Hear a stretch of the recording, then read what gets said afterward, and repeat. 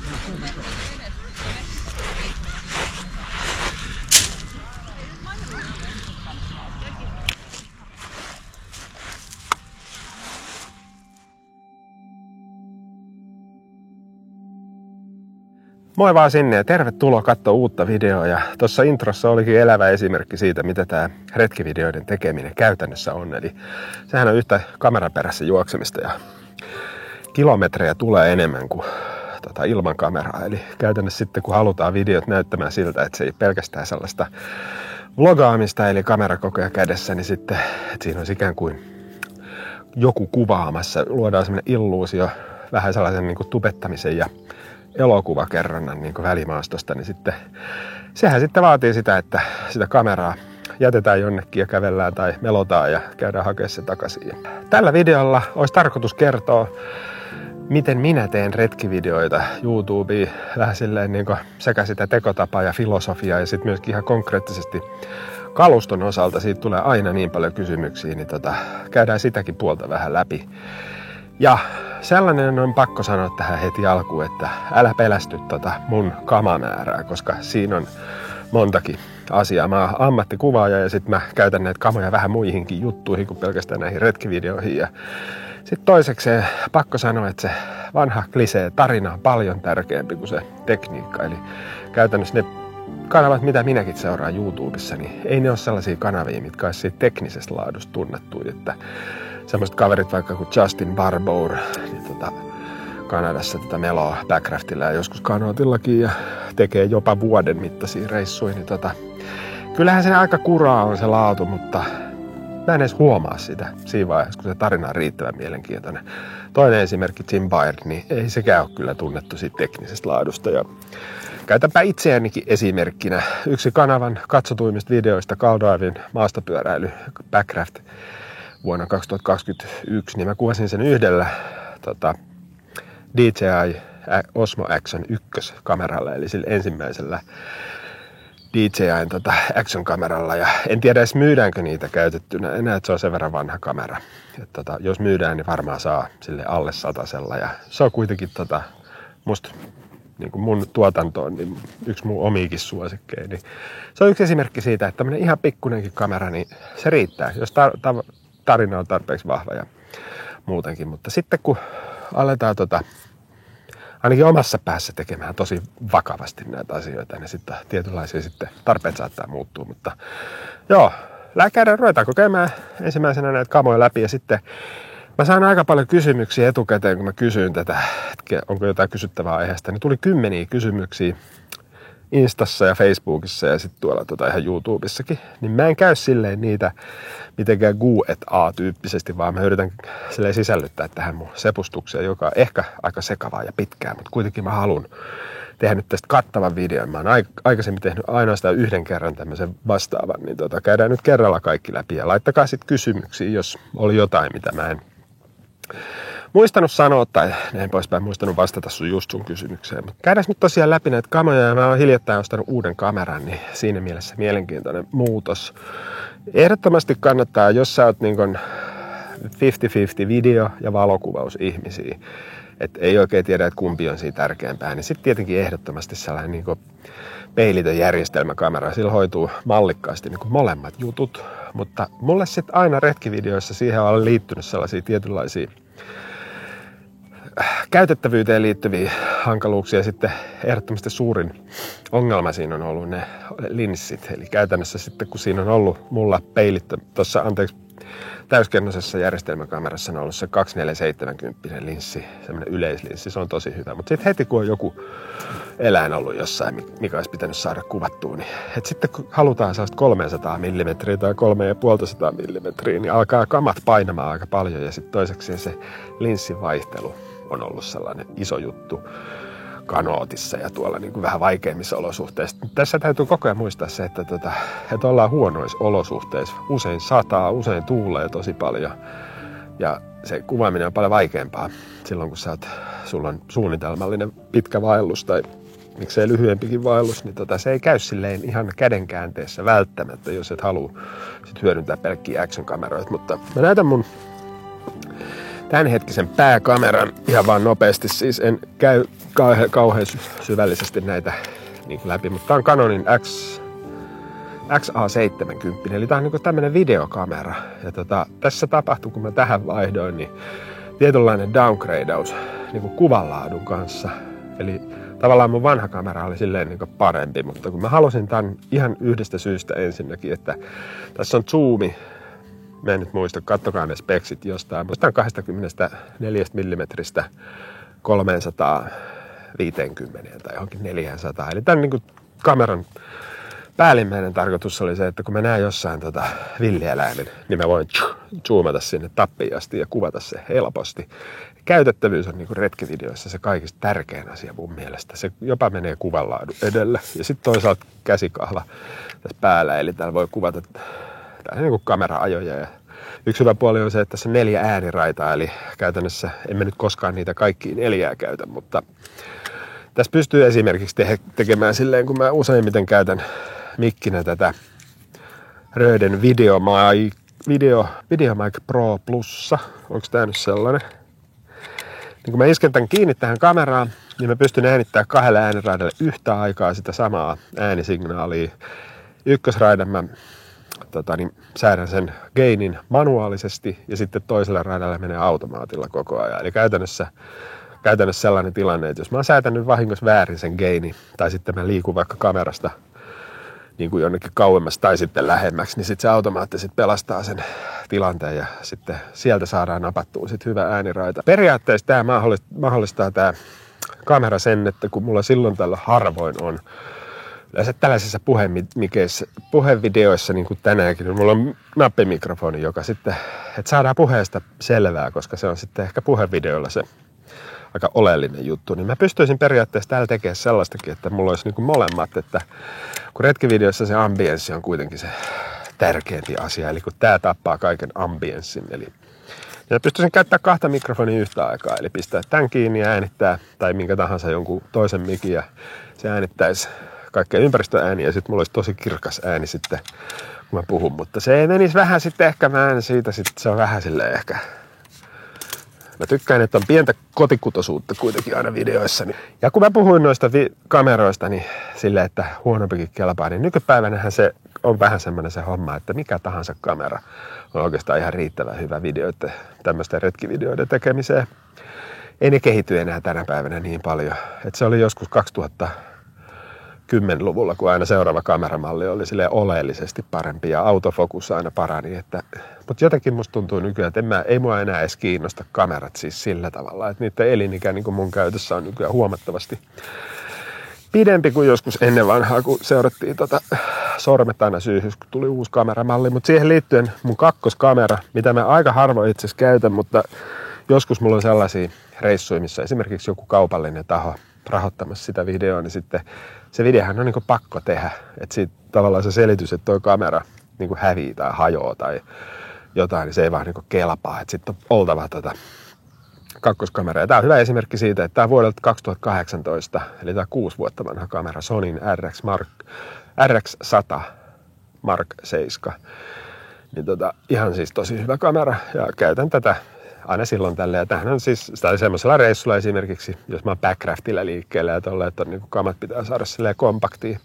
Tai jos sä oot reppuretkeilijä niin ja haluat äärimmäisen hyvän kameran sekä stilleihin että videoon ja ei ole mahdollisuutta kuljettaa tällaista kamamäärää, mitä meikäläisellä, niin onpa yksi hyvä vaihtoehto. Ja tästä on tullut tältä Sonylta sellaisia vlogikameroitakin, mutta niissä on se huono puoli sitten, että niissä ei sitä zoomia ole. Että tässä on 200 milliä asti, että jos haluaa eläimiä sitten kuvata. Kun puhuttiin stilleistä, niin tässä mun vaihdoksessa tuohon videokameramaailmaan tapahtui samalla tietenkin se, että mulla ei ole sitä parasta mahdollista stillikameraa, eli järjestelmäkameraa enää mukana. Eli mulla saattaa olla toi Sony joskus mukana, mutta sitten mulla on aina mukana tällainen Ricohin pokkari, joka on Ricoh, mikä tää nyt oli, joku GR3X muistaakseni. Eli tässä on kiinteä 40-millinen linssi.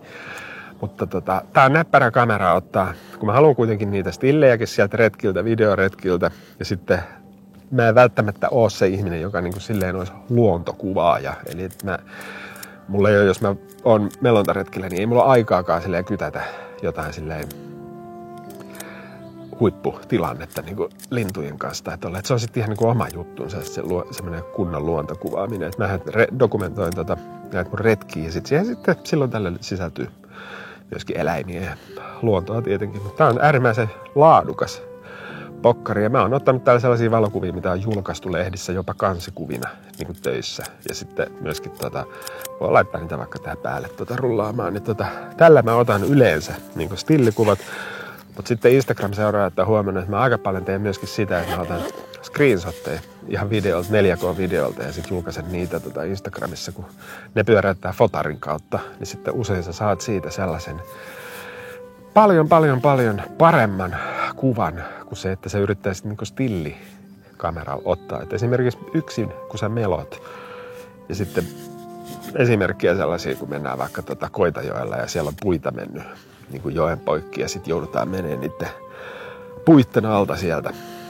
Ja tällaisia tilanteita, sellaisia niin kuin tiukkoja tilanteita, niin et sä pysty niitä niin kuin stillikameralla niin kuin dokumentoimaan. Niin sotit on ihan hyviä, että siinä vaan sitten joutuu jonkun verran jälkityöstä, että välttämättä sellaisenaan ei ole ehkä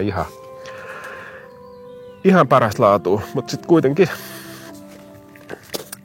mulla se jotenkin se menee se kontsa edellä aina näissä. Et sitten se on tietenkin, jos sä oot ihan niin kuin silleen puhtaasti luontokuvaaja, niin sitten asia on täysin toinen.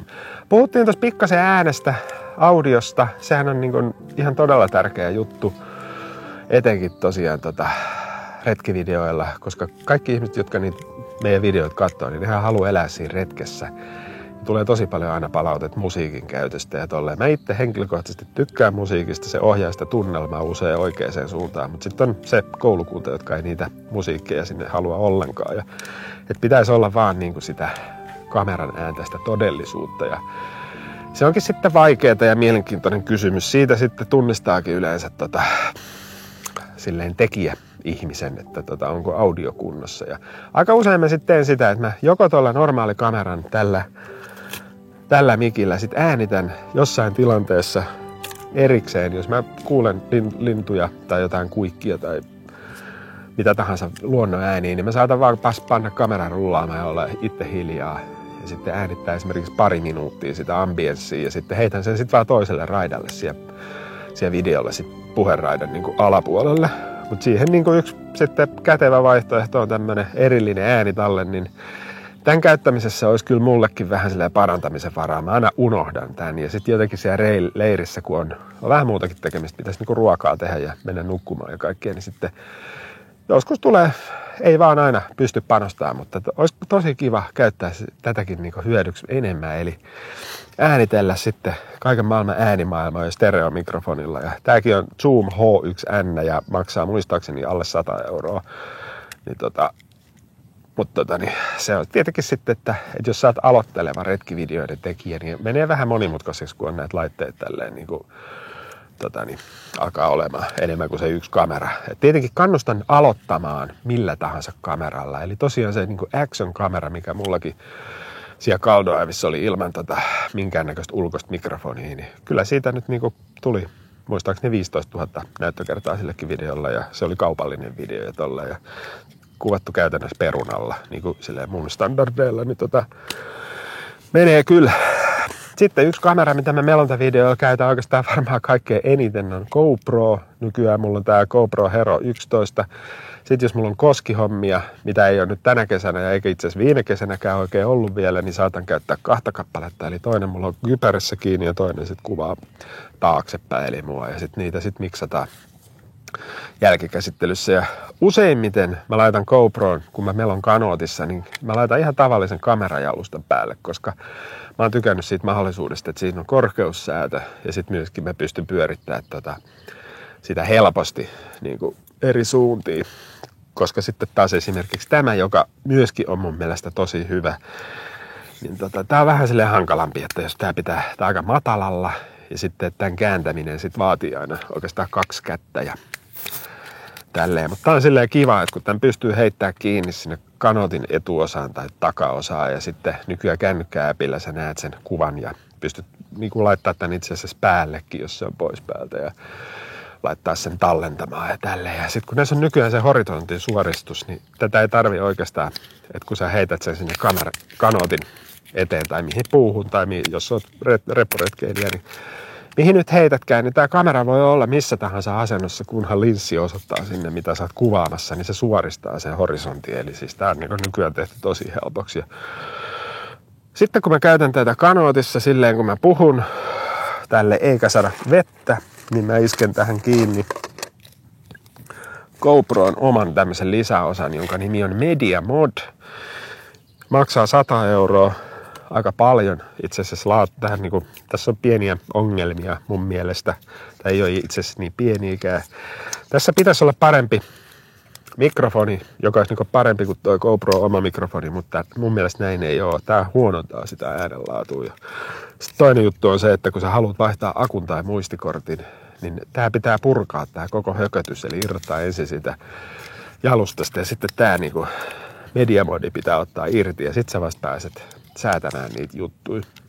Mutta tämä on yksi tapa lisätä tähän sitten tämmönen vähän parempi niinku ulkoinen mikrofoni. Mulla on tämmönen Rode Video Micro. Tää on vanhempi malli. Se uudempi malli menee itse asiassa kuvan sisälle. En suosittele. Eli tää vanha videomikro, niin tässä on sellainen niinku muuten tosi huono, tyhmä ominaisuus, mutta tässä GoProssa se ominaisuus on aika hyvä. Eli tää pystyy tätä mikkiä suuntaamaan vähän ohi tämän kameran niinku tavallaan kamerasta, niin kuin ikään kuin siitä kameran suunnasta, niin pikkasen ohi. Ja sitten samalla se tarkoittaa sitä, että kun se vähän on vinksillään tonne noin, niin se on tuosta GoPro niin kuin aika laajasta kuvakentästä sitten ulkopuolella. Ja eikä se haittaa käytännössä sitten äänitystä kuitenkaan, että se on kuitenkin ihan riittävästi suunnattu sitten puhetta varten. Mutta tämä yleensä isken kiinni sitten, jos mä haluan käyttää GoProta niin kuin silleen NS1-kamerana, eli käytännössä kanootissa, kun mä sitten puhun kameralle, niin mä laitan tämän kiinni. Tää vie tästä GoProsta sitten vedenpitävyyden pois, eli se kannattaa ottaa huomioon, että tämän kanssa ei voi sukeltaa. Mutta sitten jos sataa vettä, niin mä käytän sitten ihan puhtaasti tätä ja sitten vaan en puhu tälle kameralle silloin, kun tuulee. Ja esimerkiksi tää sataa kovaa. Et se pitää aina muistaa vähän haistella sitä tuulen voimakkuutta, että pystyykö kameralle puhumaan vai ei, mutta mulla on semmoinen niin aina se filosofia tässä kuvaamisesta. Mä käytän aina näistä kamoista, mitä mulla on mukana, niin aina parasta, mitä mä pystyn käyttämään. Eli välillä tää on niin ykköskamera ja välillä sitten kun ollaan leirissä ja tolleen, niin käytetään sitten parempaa kameraa. Mutta se tekee siitä editistä silleen aika hankalaa, koska sitten jos mulla on dronekin, jonka mä näytän kohta, ja sitten on toi pääkamera ja sitten on mahdollisesti Sony ja sitten on vielä GoPro ja olisiko joskus kännykkäkin ja sitten jos on vielä ulkoinen äänitallenne, niin mulla on 6 niin kuin lähdettä sille kamalle ja sitten jos ollaan vaikka viikkoreissussa, niin voitte kuvitella, että siis pitää olla se tiedosto ja hallinta aika hanskassa, eli suosittelen tsekkaamaan ja täsmäämään kaikkien laitteiden päivämäärät ja kellonajat ja tekemään sen usein, koska jostain syystä toi GoPron kello, niin se aina heittää, vaikka mä säädän sitä, mä en tiedä, johtuuko se siitä, että kun sitä akkua irrotetaan, mutta en tiedä. Mutta sitten siinä tehdään kauhea työ sitten, ennen kuin aletaan editoimaan videoita, että laitetaan ne kronologiseen järjestykseen ne kamat tavallaan sekaisin, mutta ei mene siihen sen tarkemmin. Sitten on täällä mun laukussa, niin Drone, mulla on DJIin Mini 4 Pro. Ja tää on hankittu ihan vaan sen takia, että tää painaa 249 grammaa, tosi pieni. Mun on joka asiasta, missä mä pystyn, niin pitää sitä painoa yrittää vähän säästää. Ja tää on niinku hankittu sit sen takia, että tää on aika pieni. Se menee tonne mun samaa keissiin. Ja sit tässä on ohjain, kun mä ostin sen mikä kombo se nyt on, mutta kuitenkin niin siinä tuli mukana tää näytöllinen ohjain. Ja voin kyllä suositella sydämeni pohjasta, kun jos olet aikaisemmin käyttänyt sellaista, mihin se kännykkä pitää ripustaa päälle, niin tää on kyllä aika siihen verrattuna ollut täysin ongelmaton, että se luo sen yhteyden ihan tosi nopeasti ja siinä ei ole silleen häiriöitä ollut yhtäkään kertaa. Ja vielä joku taisi kysyäkin siitä, että miten näitä ländätään ja käytetään kanootista, koska tää drone on silleen ollut mulle vähän silleen game changer tossa niinku hommassa, kun näitte tuossa video alussakin, että tommoset niinku lähtemiset ja saapumiset saareen melontaretkellä, niin mä pystyn hoitamaan nykyään niitä dronella aika helposti, eli tekemään tollasen niinku exitin jostain saaresta ja sitten sit vaan lennän sen droneen sinne kanootin luokse ja otan sen kyytiin. Niin se nopeuttaa aika paljon tekemistä, kun ei tarvitse sitä kameraa käydä asettelemassa. Ja mä oon yksi niistä ihmisistä, jotka on joskus silponut sormensa dronen kanssa. Aikoinaan se oli Phantom 4 ja siinä on pikkasen järeämmätkin ne propellit, niin mulla tuli pieni sellainen kammo siihen dronen käyttämiseen niin kädestä tai varsinkin ländäämiseen niin käteen. Ja mulla on pistosvojan hanska mukana, oikean käden hanska. Tätä mä käytän silloin tällä. Mutta sitten tossa joku aika sitten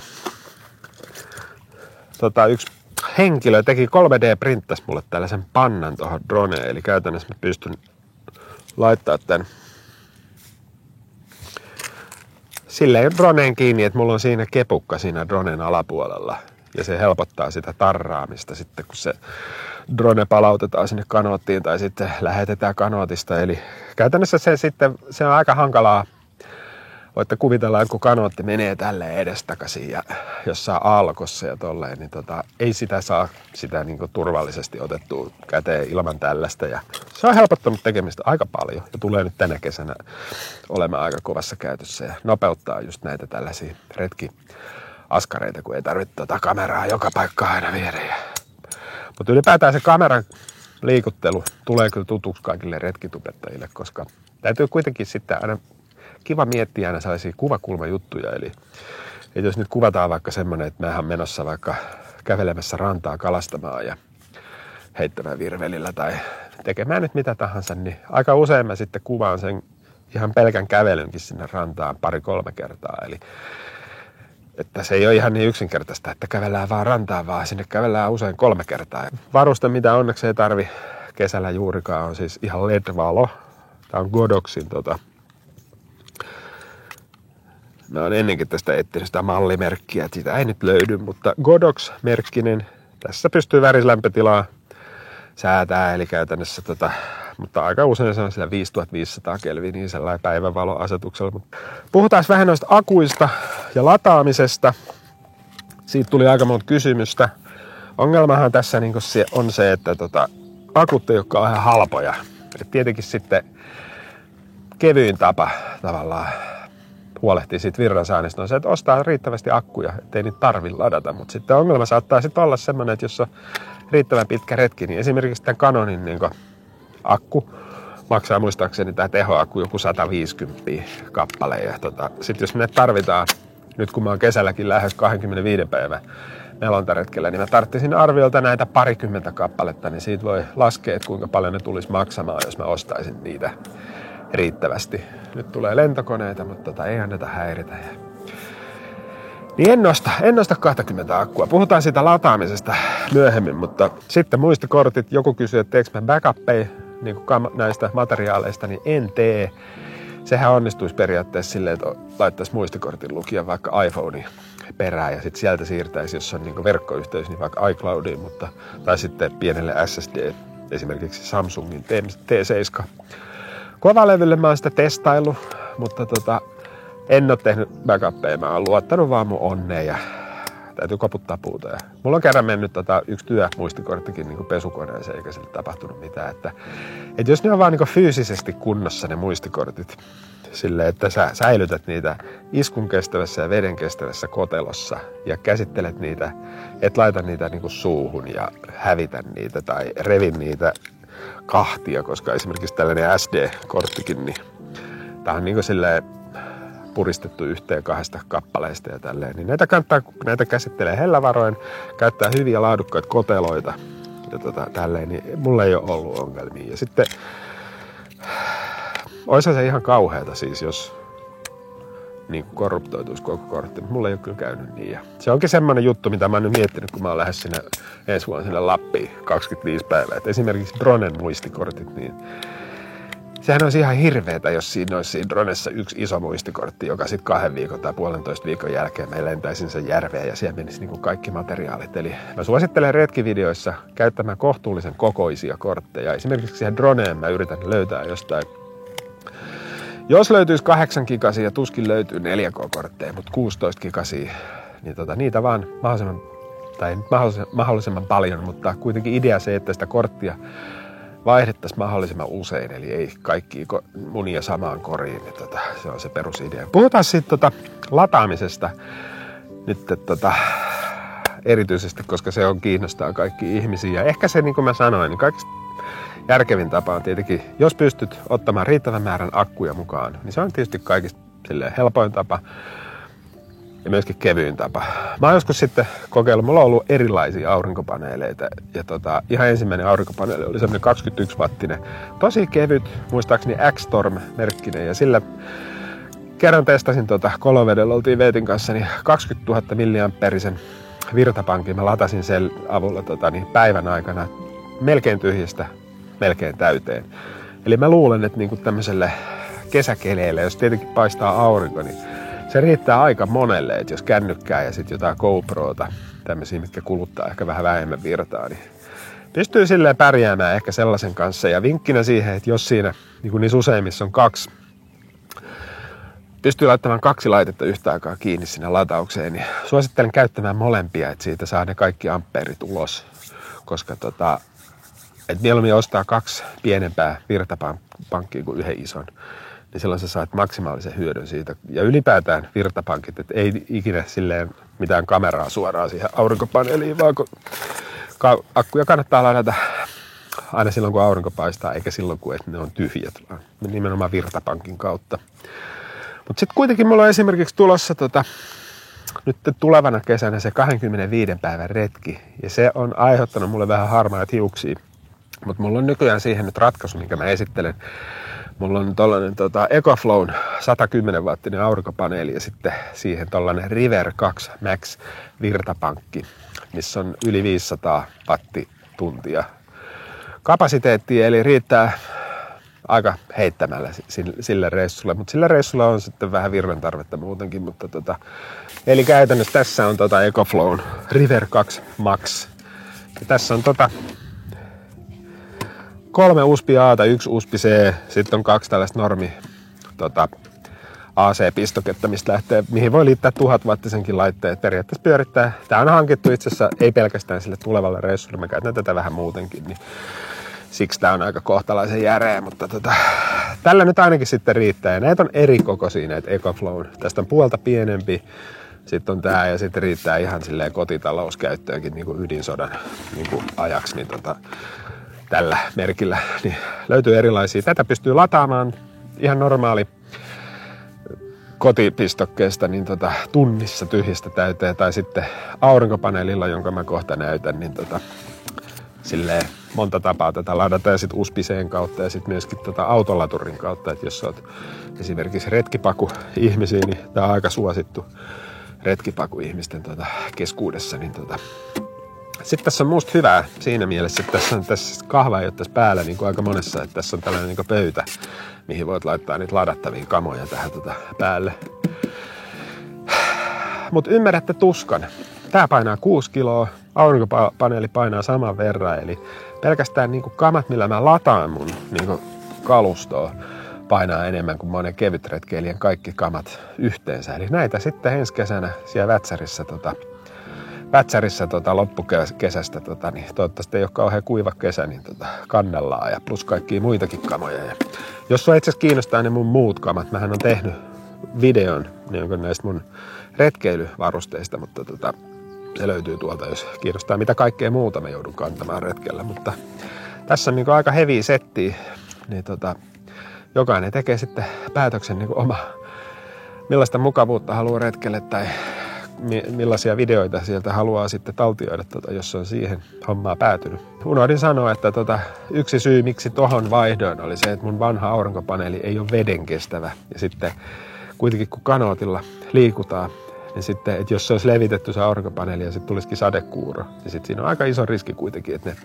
kamppeet sitten vaurioituu pitkällä eräretkellä silleen sateen takia. Niin toi on täysin vesitiivis, että se kestää upottamisen veteen ja tolleen, niin sitten se pystyy olemaan päivät pitkät siinä kanootilla kamojen päällä sitten, kun mennään Inarijärvelläkin, niin sitä ei siitä tarvitse purkaa ja pystyy aina sitten lataamaan kun liikutaan. Ja sitten kuitenkin, kun se alkaa olla syksyä, niin aurinkohan nyt ei välttämättä paista koko ajan ja paistaa sitten vähän matalemmalta, niin sitten tarvii ehkä sitten enemmän sitä lataustehoa, että vaikka se semmoinen pieni aurinkopaneeli, että jossain tapauksessa saattaisi keskikesällä riittääkin, niin sitten se ei välttämättä riitä enää syksyllä, että se niissä on aina huono, mutta no kameralaukuista jos nyt puhuu, niin kyllä mä suosittelen noita tällaisia keissejä. Mulla on itsellä tää BV Internationalin Outdoor Case 4-tonninen, niin se on kyllä ollut tosi hyvä ja muistaakseni 30 vuoden takuukin ja kestää iskuja ja kestää vettä. Ja sitten yksi hyvä kameralaukku, mitä ei valitettavasti enää valmisteta, niin vähän pienemmälle kalustolle on Ortliebin. Tää on näkynyt munkin videolla paljon, mutta näitä ei enää ikävä kyllä valmisteta. Niin jos jostain käytettynä näette niin, ja on tarvetta, niin kannattaa kyllä nappaa. Tää on kevyt ja tää on, ei ole ihan yhtä hyvin iskusuojattu kuin tietenkään kuin tommonen keissi, mutta tosi kevyt ja sitten kuitenkin täysin 100% upotuksen tiivis, niin kuin kaikki Ortliebin kamat on. Ei pitäisi tietenkään ikinä luottaa omaan muistiin, kun alkaa kuvaa videoa, kun mä sanoin, että mä käyn näitä kysymyksiä läpi. Ja mä huomasin äsken, kun mä olin laittanut jo pillit pussiin, niin muutamaan kysymykseen unohdin vastata ja nyt käyn ne läpi tästä. Ja jos jotain kiinnostaa, niin äänitän tämän GoProlla. Ja sitten tuossa on tuo Media Modi ja ulkoinen mikrofoni, Video Micro. Niin voitte sitten miettiä, että onko äänenlaatu ja kuvanlaatu hyvää tämmöisellä pikkukameralla. Mutta kysyttiin, että mitä ohjelmaa mä käytän editointia. Joku toinen kysyi, että mitä mä suosittelen aloittelijalle. Niin mä käytän Adoben ohjelmistoja ihan ylipäätään, eli Premiere Pro CC. On niin kuin meikäläisen videoeditointisofta, mutta sitten jos ilmasta haetaan, niin DaVinci Resolven ilmaisversio on kuulemma todella hyvä. Mä oon joskus vuosia sitten sitä kokeillut, mutta en ole silleen käyttänyt sitä, mutta kaikki sitä tuntuu kehuvan, kun puhutaan ilmaisista videoeditointiohjelmista. Ja sitten varmuuskopiointiin mä vastasin ja aurinkopaneelit on käyty läpi. Kännykkä kuvausvälineenä, eli saako riittävää, jos ei ole tarkoitus tuottaa dokumenttia, niin saa ehdottomasti riittävää. Että mä kannustan kuvaamaan musta se tavallaan se koko YouTuben hienous on se, että tosi usealla ihmisellä nykyään maapallolla on mahdollisuus tuottaa sisältöä YouTubeen ja tehdä semmoista omaa TV-kanavaa jostain. Mua kiehtoo tavallaan tässä koko hommassa se semmoinen demokraattisuus tavallaan, että ei ole sellaisia isoja mediakonserneja, jotka hoitaa nämä jutut, vaan kuka tahansa ja kannustan siihen ja näin. Sitten kuinka paljon mä kuvaan materiaalireissuilla kikoina ja minuutteina ja bla bla bla, niin aika paljon. Mä kuvaan ehdottomasti sillä joskus jopa vähän liikaa. Sanotaan näin, että semmoinen viikon reissu, jos nyt silleen ajattelee, niin 800 gigaa suurin piirtein tulee kamaa. Että 4K, kun mä kuvaan, niin ja sitten tää on 5.3K ja tolleen, niin kyllä siinä melkein tera tulee pitkältä reissulta ja minuutteja en ois uskaltanut laskea. Sen takia siinä aina kestää se videon editointikin. Onko joku kuvaamistrendi kärsinyt inflaation? Esim. Drone, hyvä kysymys. Drone on vähän sellainen, että sen liikakäyttö on välillä pikkasen silleen, jotenkin makuasioitahan nämä on kaikki, mutta itse en jotenkin sellaista ihan tosi pitkää sellaista maisemafiilistelyä kovin kauaa jaksa katsoa. Että pienenä mausteena nimenomaan drone Mutta mun mielestä drone on luovasti käytettynä tosi hieno vekoti, eli kuvaa sillä tavallaan sellaisia juttuja, mitä sä normaalisti kuvaisit ns. Tavallisella kameralla. Eli mä esimerkiksi olen sitä käyttänyt tosi usein, se on ehkä sellainen vähän jo mulle kulunutkin juttu, mutta aika usein mä esittelen leiripaikan ylhäältä nukkumaan mennessä. Eli mä kuvaan sitä ylhäältä ja sitten mä kävelen siinä teltalle nukkumaan. Niin musta siinä on jotain hienoa tavallaan siinä yläperspektiivissä. Ja sitten miksei joku tämmöinen ihan normaali tilanne, että ollaan jossain lounastauolla, niin kuvaa sen ylhäältä eikä sivulta. Niin Ja ylipäätään se tavallaan se kameroiden silleen luova käyttö, tää GoPro esimerkiksi, niin jos oot kattonut telkkarista, tulee Suomen telkkaristakin jostain, muistaakseni on tullut, niin toi Life Below Zero, niin ne on voittanut noita, onko se nyt Emmy vai Grammy vai mikä se on se TV-palkinto, niin useita niitä Emmyjäkin voittanut, ja siellä on sellaista tosi luovaa GoPron käyttöä, että se isketään kiinni ties minne, että se on niinku, kannattaa ottaa haltuun tavallaan dronessa ja GoProssa se niiden luova tavallaan semmoinen niinku hyödyntäminen. Että se voi, jos vaikka sytyttää nuotioon, niin että heitän esimerkin, niin sen GoPro voi iskeä sinne notskiin ja ennen kuin se on sitten kunnolla liekeessä, niin otetaan se sieltä tietysti pois. Mutta aika usein on käyttänyt sellaista, että jos menen pesemään naaman tai hakemaan kattilalla vettä, niin kuvataan se sieltä pinnan alta samalla. Ja sitten yksi kysymys, että kuinka paljon retkestä menee aikaa kameroiden asetteluun ynnä muuhun operointiin, karkea arvio. En mä nyt ole sitä silleen laskenut. Ja aina mä oon niinku heittänyt sellaisen arvion, että joka asiassa menee aina 2 kertaa pidempään, kun se kuvataan videolle. Eli puolen tunnin aamupalasta tulee tunnin aamupala, kun se kuvataan kaikkinensa. Ei se nyt ehkä ihan noin ole, että 2-kertainen määrä. Mutta sanoisin, että siis reissuun tulee mun mielestä ehkä 2-kertainen vaiva kyllä, että ja kyllähän siihen niinku aikaa kuluu, että kyllä se syö sitä päivämatkaa, että jos haluaa niinku silleen. Mutta se on vähän riippuen, että miten sen kuvaa, että aikaisemmin puhuin siitä Justin Barbourista, että tekee pitkiä reissuja, niin hän on tehnyt sitten sen päätöksen selvästi, että kuvataan tämmöisellä näppärällä GoProlla ihan kaikki, jolloin se ei hidasta sitä matkantekoa, että täytyy aina muistaa kuitenkin se, että ei se saa mennä liian vakavaksi, ei se saa lähteä käsistä, että retkeily ja retkistä nauttiminen on tietenkin se ykkösasia aina, se täytyy muistaa. Ja sitten jos niin kuin mullakin joskus on käynyt, että ei huvita kuvata, niin sitten ei kuvata mitään. Tai sitten pidetään pieni tauko ja videolle tulee aikahyppäys, mutta ei kanta hampaa tirvessä, siitä ei kyllä niin kuin tule yhtään mitään. Mutta paljon siihen kyllä saa menee aikaa ja sitten aina se sitten palkitsee, että jälkikäteen aina kun näkee sen matskun sitten itse ja valmiin videon, niin se on kyllä sen väärti omasta mielestä, mutta täällä kysytään näitä kamerapaketteja aloittelijoille ja tälleen, mutta mä en oikein niihin silleen. Mä oon käynyt nyt näitä mun vehkeitä läpi ja mun mielestä tässä on ollut silleen kattava setti, että on niinku GoPro, sitten on tuollainen niinku pokkarityylinen se Sony ja sitten tuollainen videokamera ja tälleen, mutta mun mielestä mikä tahansa kamera, minkä kaupasta uutena ostaa on nykypäivänä ihan hyvä.